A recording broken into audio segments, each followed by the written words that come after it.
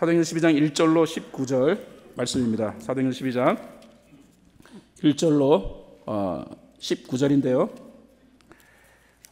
성경 구절 내용이 기니까 12장 1절부터 우리 12절까지만 같이 하나님 말씀 봉독하겠습니다. 자리에서 일어나셔서 말씀 함께 봉독하겠습니다. 12장 1절로 12절까지만 함께 봉독하겠습니다. 시작.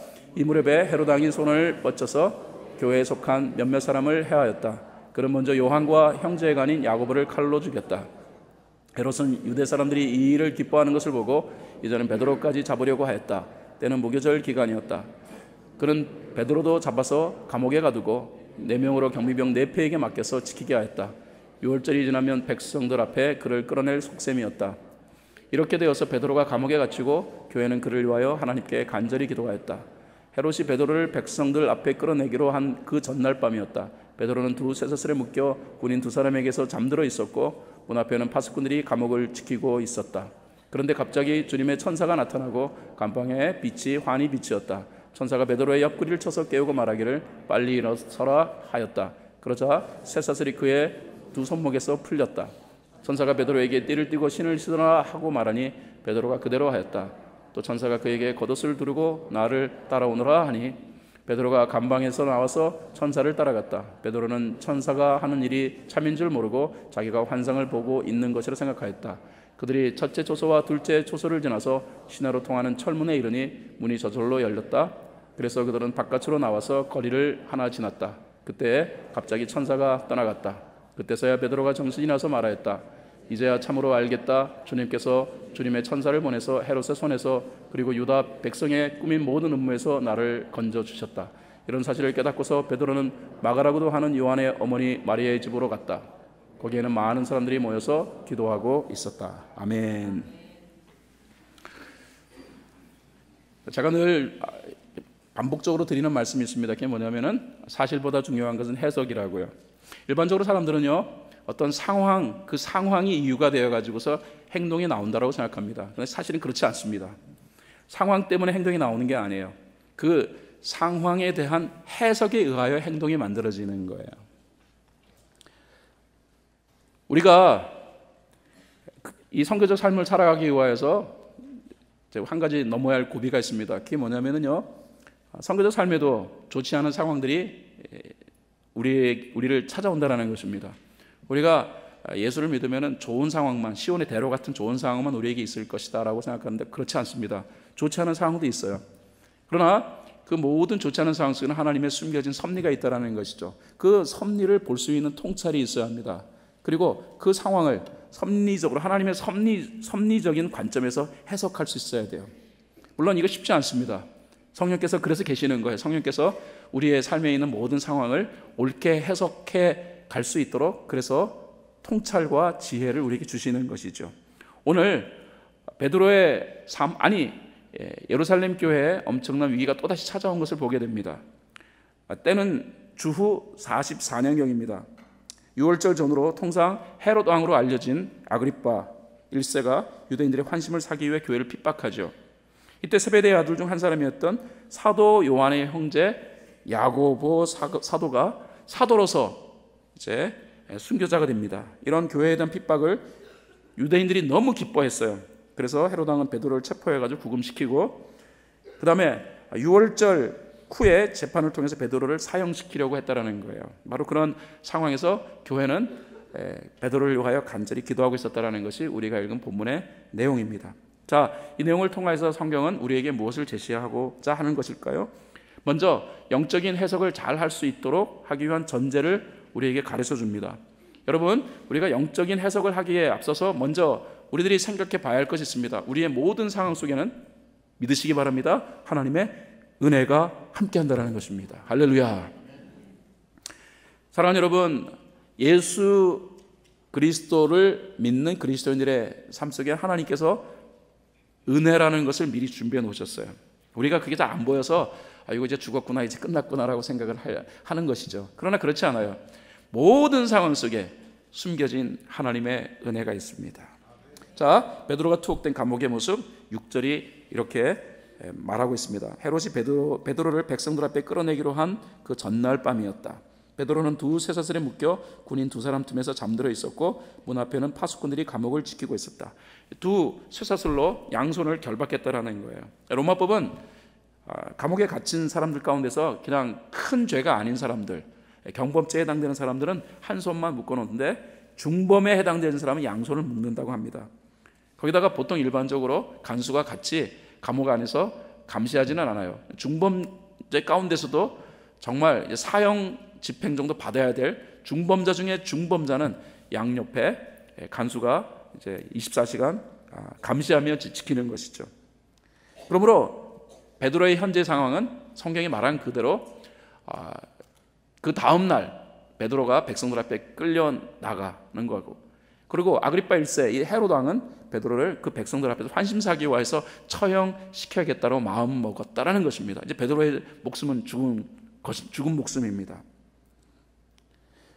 여러분, 이런 상황이면 100명이면 100명 다 어떤 해석을 내릴까요? 아이고, 베드로 끝났어. 아이고, 베드로는 죽은 목숨이야. 베드로가 잠이 올까요? 성경을 보면은 베드로가 잠을 자고 있다라는 거예요. 이 사람이 좀 둔한 사람인가 봐요. 그렇지 아니하면은 제 생각에는 체념한 것일지도 모릅니다. 아니, 어쩜 믿음이 있었을지도 모르겠습니다. 어쨌든 간에 베드로는 잠에 빠져 있었다라는 것입니다. 그 상황 속에서 7절 말씀은 주님의 천사가 베드로에게 함께하는 내용을 우리에게 수록해 놓았습니다. 같이 읽어볼까요? 시작. 그런데 갑자기 주님의 천사가 나타나고 간방에 빛이 환히 비치었다. 천사가 베드로 옆구리를 쳐서 깨우고 말하기를 빨리 일어서라 하였다. 그러자 쇠사슬이 그의 두 손에서 풀렸다. 천사가 함께했습니다. 물론 이 천사는 하나님께서 보내신 메신저, 하나님의 뜻을 이루도록 하기 위한 하나님의 도움, 아니면은 성교적 삶을 이루어가는 자를 돕게 하기 위한 하나님의 능력, 하나님의 은혜 상징합니다. 사랑하는 여러분, 우리가 성교적 삶을 살아가면서 우리가 원하지 아니하는 여러 힘든 상황을 맞닥뜨리게 되는데, 그때마다 우리는 우리가 눈으로 보든 보지 못하든 느끼든 느끼지 못하든 한 가지 믿음은 있어야 한다는 거예요. 그 상황 속에 우리 하나님께서 준비해 놓으신 은혜가 있다는 것입니다. 그리고 베드로는요, 이제부터 우리의 눈과 귀를 의심케 하는 그런 놀라운 일을 경험하게 됩니다. 하나님의 은혜가 함께하니까 베드로가 감옥에서 빠져나오는데 시군죽 먹기 같은 식으로 빠져나오는 거예요. 너무 쉽게. 여러분, 오늘 성경 말씀 잘 읽으면요, 그 감옥이 상당히 감시가 철저한 그런 감옥 형태를 띠었다라는 것을 우리가 볼 수 있죠. 일단 베드로는 양손에 쇠사슬을 묶여 있었고, 그리고 베드로의 양편에는 경비병이 감시하고 있었고, 그 다음에 감옥 문 밖에는 또 다른 감시병이 있었고, 그 다음에 초소가 2개 있어요. 그 초소라는 곳은 여전히 경비병이 있는 거야. 그 다음에는 육중한 철문이 있어요. 여기서 빠져나온다라는 것은 그것은 불가능한 일이다라고 생각하면 될 것 같아요. 왜 이렇게 철저한 엄중한 경계 활동을 폈냐면은 베드로는 이미 감옥을 탈옥한 전과자예요. 이미 이전에 사도행전 5장인가요? 그곳에 베드로가 감옥을 탈옥했던 그 내용. 그래서 헤롯 왕은 이번에는 절대로 탈옥시키면 안 된다라고 여겨서 아주 엄중한 감시를 하겠습니다. 그럼에도 불구하고 하나님의 은혜가 임하니까 어떻게 됩니까? 이 모든 것들이 의미 없어요. 베드로는 시군죽 먹기 식으로 그 감옥에서 빠져나옵니다. 사랑하는 여러분, 예수 믿는 우리의 삶 속에 여러 가지 우리를 두렵게 만드는, 또 우리를 염려하게 만드는 그런 상황들이 우리가 맞닥뜨릴 때도 하나님은 베드로가 갇혀있었던 이 감옥에 하나님의 은혜를 준비시켜 놓듯 우리의 삶에도 하나님의 은혜가 준비되어 있음을 우리가 믿어야 할 것 같아요. 여러분, 느끼지 않아도 그냥 그것은 믿으셔야. 이것을 우리는 전제라고 합니다. 신앙에는 전제가 있어요. 예를 들어 몇 개의 전제를 우리가 해야 돼요. 이건 논리적으로 또 이해가 안 가고 이렇다고 해가지고 이거는 내가 조금 확인한 다음에, 확신한 다음에 내가 믿을 거야 라고 해서는 안 되는 몇 가지 전제가 있어요. 예를 들자면 삼위일체에 대한 내용이에요. 삼위일체는 우리의 머리로 이해하는 게 불가능해요. 아리우스라는 사람은 그래서 삼위일체가 이해가 되지 아니하니까 엉뚱한 소리를 하는 거예요. 예수님은 삼위의 하나님이 아니다 이거예요. 예수님은 그냥 이 인간이라는 거예요. 그냥 인간. 그런데 하나님의 좀 의를 안고 이 땅에 태어난 그런 인간이다. 아리우스라는 사람이 그렇게 얘기해요. 아리우스가 왜 이런 말을 할까요? 이해가 되지 않잖아요. 어떻게 하나님이 인간의 몸을 입고 이 땅에 오냐는 말이에요. 그러므로 우리가 신앙생활할 때 몇 개 전제가 있습니다. 이 전제는 묻지도 말고 따지지도 말고 그냥 우리가 그렇습니다 하고 받아들여야 할 내용이라는 말입니다. 그 전제 중에 하나가 예수 믿는 자의 삶 가운데는 하나님의 은혜가 언제나 머무르고 있다라는 거예요. 할렐루야. 베드로가 감옥문을 빠져나오고 난 다음에 그 다음에 그때서 정신이 들었습니다. 11절에 성경은 이렇게 말합니다. 그때 베드로가 정신이 나서 말하였다. 이제야 참으로 알겠다.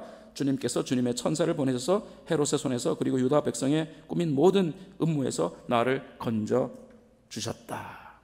베드로의 고백은 이거예요. 이 감옥 안에도 하나님의 은혜의 손길이 머물고 있었구나. 아멘. 두 번째, 우리가 상황을 제대로 해석하기 위해서는 우리가 전제로 삼아야 될 또 다른 게 있다는 것입니다. 우리가 보는 것과 하나님이 보는 것은 달라요. 왜 하나님께서 우리의 삶 속에 선교적 삶을 실행하고자 함에도 불구하고 고난을 주셨을까요? 거기에는 하나님의 큰 뜻이 있다는 거예요. 저는 그것을 하나님의 빅 픽처라고 그렇게 이름을 지었어요. 빅 픽처. 예루살렘 교회에 대한 핍박. 여러분, 왜 교회가 핍박을 받아야 해요? 사실 예루살렘 교회가 무슨 잘못된 행동을 한 것이 없어요. 오히려 그 사회에 도움을 주었지 예루살렘 교회가 잘못한 것은 아무것도 없어요. 그런데 왜 하나님은 교회에 대한 핍박을 허락하셨을까요? 이유는 두 가지입니다. 첫 번째, 어둠이 있어야 빛이 드러나듯 교회에 대한 핍박을 통하여 복음의 능력을 드러내기 위함. 또 다른 하나는 이게 중요합니다. 영역의 확장이에요. 이것은 단순하게 교회만 해당되어지는 것이 아니라 그리스도인의 삶에도 해당되어지는 영역이에요. 우리의 삶 가운데 어려움을 주셔서 복음의 능력을 드러내고자 하나님이 의도하신 것 하나 있다고 말씀드렸습니다. 두 번째는 영역을 확장시키기 위함이에요. 교회가 핍박을 받았습니다. 그래서 하나님께서는 그 핍박을 이용하여서 하나님 나라의 확장을 시도하셨습니다. 여러분, 우리의 선교적 삶 속에는 확장성의 원칙이 있다는 사실을 꼭 아셔야 해요.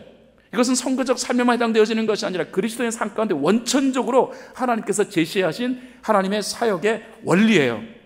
하나님은 우리가 예수 믿고 난 다음에 하나도 아무 일도 하지 않고 가만히 있기로 하지 않았어요. 우리를 예수 믿는 사람 불러주신다면 우리를 통하여서 하나님은 하나님 나라를 확장하기를 원하시는 거예요. 모든 그리스도인들은 하나님 나라의 확장을 위하여 부르심 받은 것을 믿으시기 바랍니다. 때때로 하나님은 하나님 나라를 확장시키기 위하여서 하나님은 우리의 삶 가운데 고난도 주세요. 그리고 고난의 상황이 왔을 때 이건 뭐야? 내가 왜 이런 고난을 당해야 해? 왜 내가 이런 어려움을 당해야 해? 하나님 너무하시네 라고 생각하지 마셔요. 바로 그 상황을 통하여서 하나님은 우리를 통하여서 확장을 이루어가기를 원하시는 거예요. 그래서 예수 안 믿는 사람도 그런 말 하잖아요. 위기는 기회라고. 그렇습니다. 그리스도인의 삶 가운데에는 이 말은 정말 100% 맞는 말이에요. 우리의 삶 속에 하나님이 막으셔야 될 그 고난을, 막으셔야 될 그 어려움을 막지 아니하시고 그대로 허락하신 데는 나름대로 그 과정을 통하여 우리가 하나님 나라를 확장하기를 원하시기 때문에 기회를 우리에게 주셨다는 것입니다. 믿으시기 바랍니다. 어떤 강사가요, 사업가들에게 좀 그 사업을 잘할 수 있는 그런 인사이트를 개발하도록 좀 초청을 받았어요. 청탁받았어요. 그래서 커다란 백지를 벽에다가 붙였습니다. 그 다음에 거기다 까만 점 하나를 딱 찍고 난 다음에 사람들에게 여러분 뭐가 보이죠? 라고 질문했어요. 강단에 강의를 듣던 사람들은 다 같이 까만 점 하나가 보입니다 라고 말했습니다. 한 명도 예외 없이 똑같은 말을 까만 점 하나가 보입니다. 강사가 한동안 입 다물겠다가 이렇게 말합니다. 여기 까만 점 하나가 있는 것은 맞습니다. 하지만 여러분 중에 누구도 이 커다란 백지 위에 하얀 색이 있다는 것을 보았다고 한 사람은 없어요. 전체적인 것을 보기보다 부분적인 것을 보기를 좋아하는 사람들이 바로 사람들이라는 것이다. 여러분, 이게 사람입니다. 사람들은요, 넓게 못 봐요. 하나님은 넓게 보시는 거예요. 우리의 삶에 찾아온 고난 하나만 우리가 보고 거기에 너무 마음이 끌려가지고 이건 뭐야 하고 그 속에 숨겨진 하나님의 뜻을 못 보는 일들이 비일비재합니다. 저와 여러분은 고난의 뒷면에 담겨진 하나님의 빅픽처를 볼 수 있는 사람이 될 수 있기를 바랍니다. 그렇다면 이 전제를 가지고서 이제 우리가 영적 해석 능력을 상승시켜야 합니다. 그럼 우리가 해야 할 일 몇 가지가 있습니다. 오늘 본문은 첫 번째 기도하라는 것입니다. 교회는 위기 속에 빠진 베드로를 위해 기도하지요. 5절에 보니까 이렇게 되어서 베드로가 감옥에 갇히고 교회는 그를 위해서 하나님께 간절히 기도했다. 냉혹한 현실, 그리고 이 현실에 직면한 교회의 모습 본문이 대조시키고 있습니다. 여러분, 중요한 내용은 뭐냐 하면은 기도하면 역사가 만들어진다. 오늘 성경 말씀이 이것을 우리에게 말하고자 하네요. 따라하시죠. 기도하면 역사가 만들어진다. 네, 큰 소리로 기도하면 역사가 만들어진다. 예루살렘 교회 성도들의 기도가 어떤 기도였는가? 성경은 말합니다. 그들의 기도는 간절한 기도였다. 기도에 전력 투구하는 모습이에요. 한마디로 형식적 기도가 아닙니다. 여러분, 신앙은요, 형식이 기초가 되어서는 안 됩니다. 형식이 기초가 되어진 신앙의 삶은 무기력해요. 여러분, 오늘 40일 캠페인 나오셨죠? 오늘이 며칠째라고요? 이제 하도 오래돼가지고 여러분 이제 감이 없어지죠. 오늘이 25일 차예요. 내일은 26일 차고. 제가 우려하는 거 한 가지가 있어요. 그냥 참여하면은 그러면은 뭔가 이루어지겠지. 아니에요. 여기 며칠 했는가, 이 날짜가 우리에게 의미를 주는 게 아니고요. 중요한 것은 이 안에서 우리가 무엇을 했느냐가 중요한 거예요. 짧은 시간 참여하지만 기도를 했는가? 그리고 그 기도를 하되 간절히 기도했는가? 신앙은요, 형식에 기초를 둔 것이 아니라 태도와 자세에 기초를 뒀습니다. 성경 보세요. 하나님 찾는 사람은 수없이 많았습니다만, 믿음을 고백한 사람은 수없이 많았습니다만, 사실은 하나님께서는 그 가운데서 누구를 쓰셨는가? 그리고 누구에게 복을 베푸셨는가? 자세와 태도가 다른 사람에게 복과 은혜를 베푸셨어요. 이게 중요합니다. 이거는 굉장히 중요한 신앙의 비밀입니다. 오늘 여러분에게 굉장히 중요한 신앙의 비밀을 가르쳐 드렸어요. 오늘 나오셨으니까, 그러니까 여러분에게 이 비밀을 가르쳐 드린 거예요. 태도가 굉장히 중요합니다. 이게 너무 중요해요. 기도 결과가 얼마나 빨리 나타나요? 오늘 본문 보면은요, 이거 뭐 속전속결 기도 결과 나타나는 거 보게 되죠. 베드로가 감옥에서 나옵니다. 교회 교인들은 베드로를 위하여 기도합니다. 그런데 나중에 기도 응답을 받았는데, 사실 본인들이 기도해놓고 나서도 믿지 못할 정도로 아주 빠르게 그 기도가 응답되었다라는 거예요. 성도들이 기도하고 있는 동안에 베드로가 그들이 모여 기도하고 있는 그 마리아의 집에 문을 막 두드려요. 근데 로데라고 하는 그 어린아이가 베드로의 목소리를 알아들었어요. 너무 놀래가지고 문을 열어줘야 되는데 문 열어주는 걸 깜빡 잊어버리고 막 뛰어가가지고 베드로가 돌아왔다라고 말합니다. 그랬더니 15절에 기도하고 있는 사람들이에요. 지금 믿습니다. 하나님, 우리 베드로 사도가 안전하게 돌아올 것을 믿습니다. 그리고 주여 삼창하고 난 다음에 막 기도하고 있던 그 사람들이 뭐라고 반응하는가? 15절에 보면은 사람들이 여종에게 네가 미쳤구나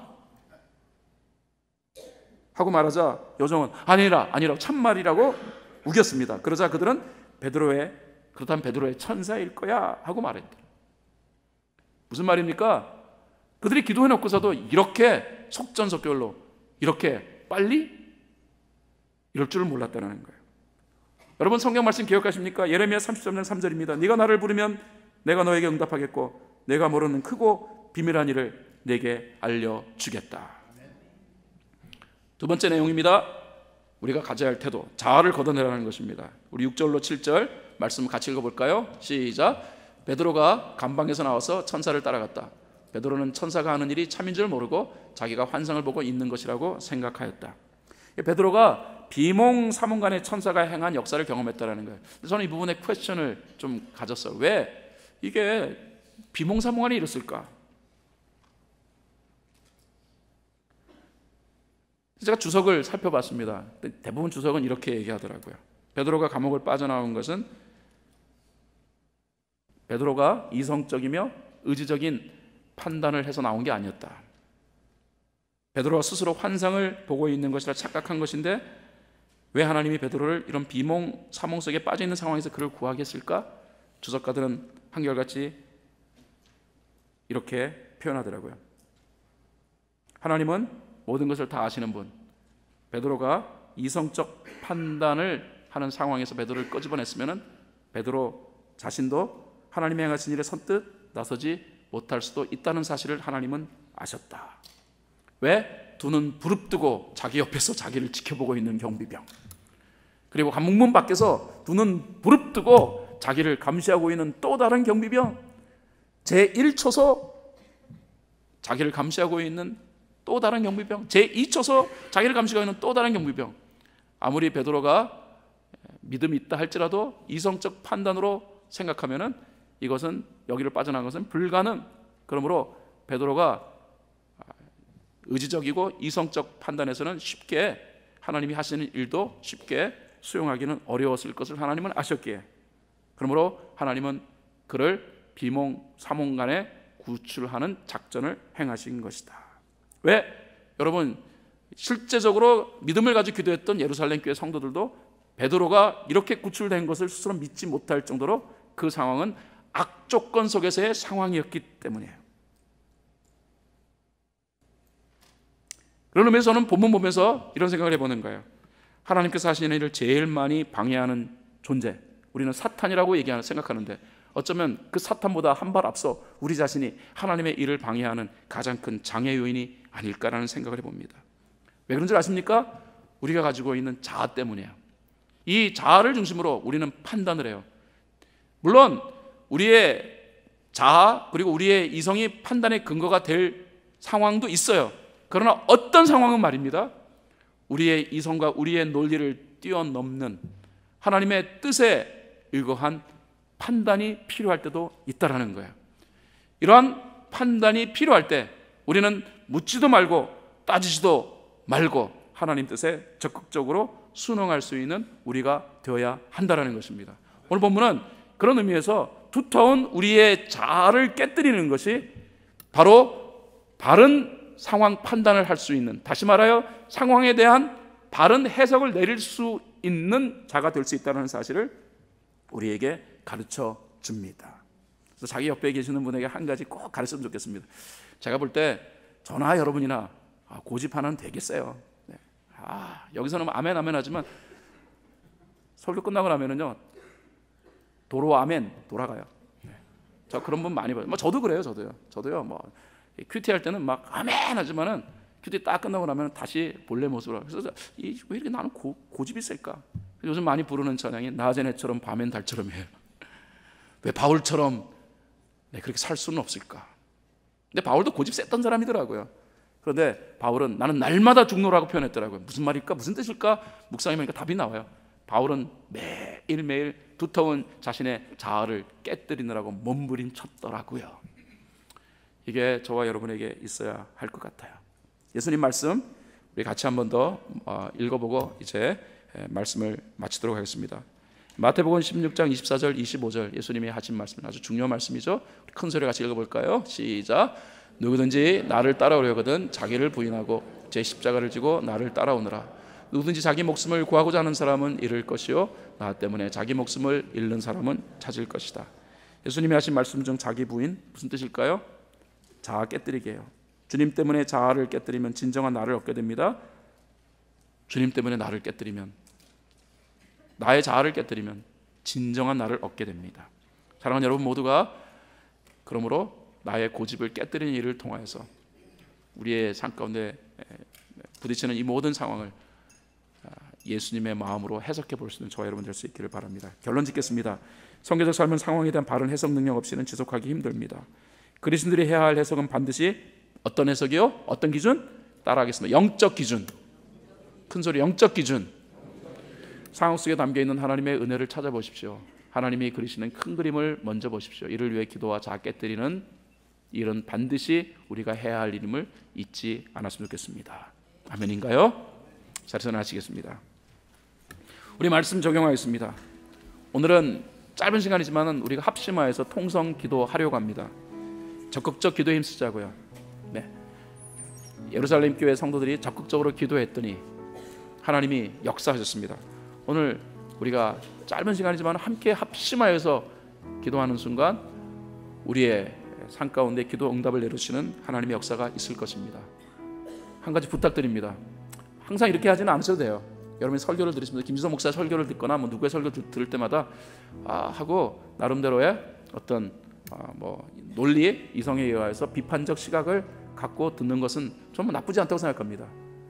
여러분들이 열심히 기도하고 또 저 목사가 정말로 성경적으로 아니면 영적으로 충만해서 하는 설교인가 비판적 의식을 가지고 접근해서 듣는 것 나쁘지 않아요. 하지만 어떤 경우는 종종 비평 없이 판단 없이 그냥 아멘으로 받아들이고 실천을 시도해보는 것도 필요해요. 그래서 다른 때는 몰라도 이 40일 기간만큼은 김 목사님 저거 성경적으로 맞는 거야 틀린 거야 뭐 이러면서 비판하지 마시고 40일 끝나고 나면 하세요. 그러나 이 기간만큼은 성령께서 목사님 통해 가서 하게 하나보다 그래서 있는 그대로 목사님 얘기하니까 묻지도 말고 따지지도 말고 나도 한번 실천해 보자 하고 여러분이 적용해 주시면 감사하겠습니다. 그 예가 오늘 얘가 끝나고요 같이 가는 거예요. 포문화 그리고 2월 첫째 주에 로자리도 가는 겁니다. 묻지도 말고 따지지도 말고 함께 참여해서 하나님이 주시는 은혜를 우리 모두가 누렸으면 좋겠습니다.